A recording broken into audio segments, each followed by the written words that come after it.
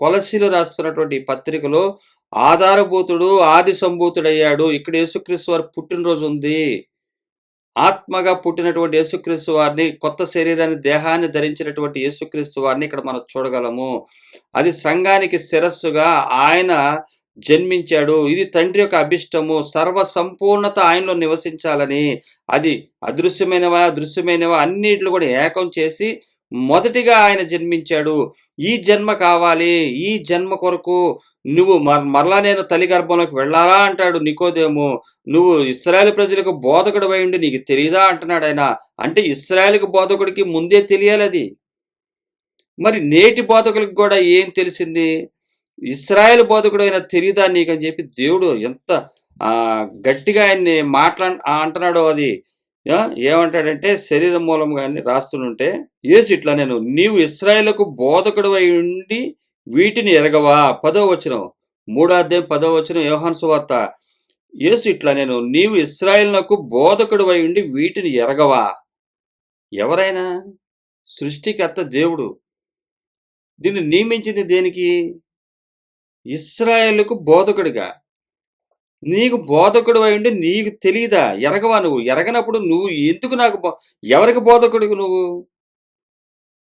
నువ్వు స్టేజీ మీద ఉన్నప్పుడు నువ్వు ఎవరికి బోధకుడివి? సత్యానికి బోధకుడువా, అబద్ధానికి బోధకుడువా? సత్యానికి బోధకుడు అయితే నీ దగ్గర సంపద ఉండదు కదా, భూలోక సంపద. మరి సంపద పెట్టుకుని బోధిస్తున్నారంటే ఏంటి అర్థం? మేము అబద్ధానికి బోధకులం రా నాయన, మేము అబద్ధికులము, మా బతుకులే అబద్ధాలనే కదా అర్థం. మేము కంట్లో దూలాలు తీసుకోము, ఎదుటోళ్ళ కంట్లో నలుసు కాదు కదా, అసలు ఏమి చెప్పం, ఎవడు చిత్తం, ఎవడు భక్తి ఆడిది, ఎవడిది ఇదే అని చెప్పేసి ఈయన దగ్గరికి వచ్చి మీరు డబ్బులు సంపాదించుకుంటారా? ఎవరి దగ్గర డ్రామాలు? ఈ సృష్టికర్త దగ్గర. తప్పని చెప్తున్నాడు ఆయన. అదే అంటున్నాడు, నీవు ఇశ్రాయేలుకు బోధకుడు ఏంటివి వీటిని ఎరగవా అంటున్నాడు ఆయన. ఇలా తిరిగి జన్మించినట్లయితే నిత్యరాజ్యంలో ఉంటారా అని చెప్పి ఇట్లా చేయాలని చెప్పి భూలోక సంబంధమైన విషయాల్ని మీరు వదులుకుంటేనే పరలోకంలో తిరిగి జన్మించిన వారు అవుతారు.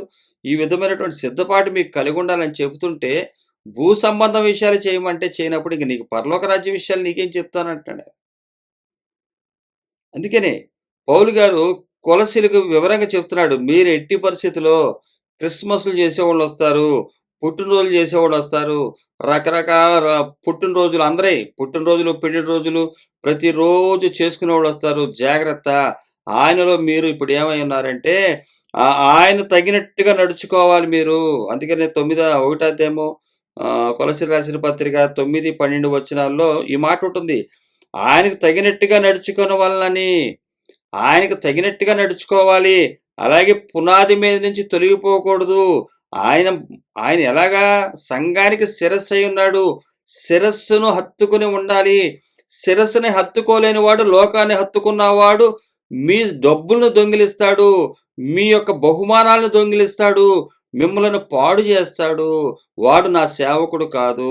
నా సేవకుడైతే నా మాట వింటాడు, నన్ను హత్తుకుని ఉంటాడు. శిరస్సుని హత్తుకున్నవాడు పుట్టినరోజులు, పెళ్లి రోజులు, ఇలాగా క్రిస్మస్లు, పండగలని చెప్పి చేయడు. అధిక ధనాన్ని ఆశించడు. సువార్త చెబుతాడు, సువార్త సత్యములో జీవిస్తాడు, సువార్త అంటే ఏంటో చూపిస్తాడు అని వివరంగా ఇక్కడ రాస్తున్నాడు పౌలు గారు. ఒక సంఘానికి కాపరిగా తన శిష్యుడు ఉన్నాడని చెప్పి ఆ సంఘం తప్పిపోకూడదని కొలసీకి రాస్తున్నాడు. అలాగే లవోదికయ సంఘం కూడా పక్కనే ఉంటుంది. ఈ పత్రిక వాళ్ళకు పంపించండి. లవోదికయ కూడా ఒక పత్రిక రాశా, మీరు చదివిన తర్వాత వాళ్ళకి పంపించండి, వాళ్ళు చదివిన తర్వాత మీకు ఈ పత్రిక పంపిస్తాడని చెప్పి ఇదే కొలసీలు పత్రికలో చివరిలో రాయబడుతుంది. మీరు ఆ పత్రిక తెప్పించుకుని మీరు చదవండి, మీ పత్రిక వాళ్ళకి పంపించండి అన్నాడు. ఆ పత్రిక ఈరోజు మన దగ్గరికి వచ్చింది. లవోదికయ రాసిన పత్రిక మన దగ్గర లేదు, కానీ ఈ కొలసీలు రాసిన పత్రిక మన దగ్గరికి వచ్చింది. కొలసీలో ఉన్నటువంటి ఎంత ఇంపార్టెంట్ విషయాలు మనకు రాయబడ్డాయో చూడండి. ఆధారభూతుడు ఆది సంభూతుడయ్యాడు. ఇక్కడ క్రిస్మస్ అని మీరు అంటున్నటువంటి ఆ క్రిస్మస్ లూకా సువార్త, మత్తయి సువార్తలు చెప్తున్నటువంటి సువార్తలో ఉన్నటువంటి క్రిస్మస్ అది కాదు. క్రిస్మస్ ఇది అసలైన క్రిస్మస్. అంటే ఆత్మ దేవుడు జన్మించింది అంటే ఈరోజు అది మానేసి ఇది చేయమంటలా. ఇది చేయటానికి కాదు. మీరు క్రిస్మస్ అని పుట్టినరోజు చేస్తున్నారే, అది కాదు. ఆయన ఆత్మగా జన్మించాడు. దానికి ఏం చేశాడు? కృపాసత్యముగా ఆయన వాక్యం వచ్చింది. ఆ కృపాసత్యము దగ్గర ఏమి ఉంచుకోకుండా ఆత్మను రక్షించుకొనుట కోసం అన్ని ఉన్నదాన్ని సమానంగా అందరికీ పంచేసి తమకున్న దాంతో తిని బ్రతికి ఆత్మను ఆహ్, ఆధారభూతుడు ఆది సంభూతుడయ్యాడు. ఇదే విధంగా ఆయనకు తగినట్టుగా మీరు నడుచుకోవాలని చెప్పి ఆ సువార్తకు నేను పరిచారకుడినైతిని. అదే పునాది మీద కట్టబడాలని చెప్పి ఆ సువార్తకు నేను పరిచారకుడినైతినని చెప్పి పౌలు గారు క్లియర్‌గా చెప్తున్నాడు.